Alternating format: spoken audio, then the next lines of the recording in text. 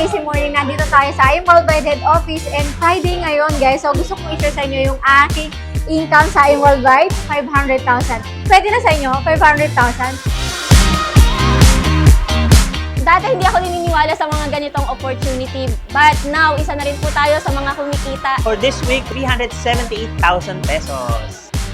44,920 in just 1 week.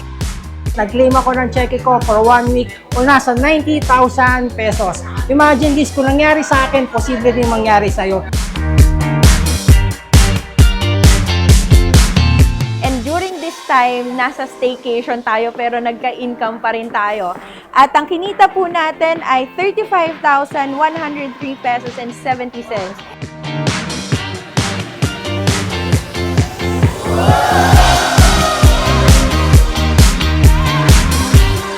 $51,220.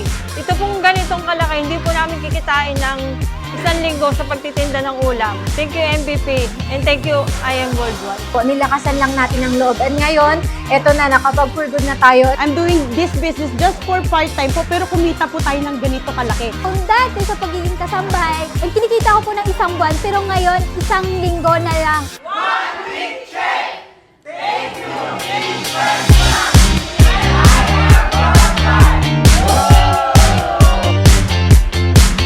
Hindi ka pa part ng IM Worldwide at ang Team First Class, mas maganda maging part ka na kaagad ngayon pa lang. At ito, yung 1 week income natin, amount to 44,920. I'm a former call center agent and right now I'm claiming my 1 week income of 17,000. Just imagine, yung dating 1 buwan ko sa trabaho dito, 1 linggo na lang. Actually, nakikita niyo sa likod ko ngayon lahat din is nag-claim ng cheque. Pero ako, first time kong mag-claim ngayon ng cheque ng 275,125 pesos. Buti na lang nakita ko to at buti na lang sinubukan ko. Former OFW sa Taiwan, 16 years. Imagine guys, hindi ko po kikitain ito yung 96,000 sa abroad, which is kinita ko na po dito ng 1 week lang sa IM Worldwide. There's real life after retirement!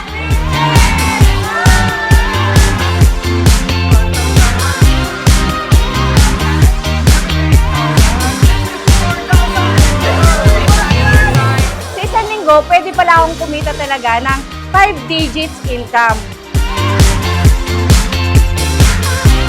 In 1 week, 250,000. Thank you, Lord! Thank you, IM Worldwide!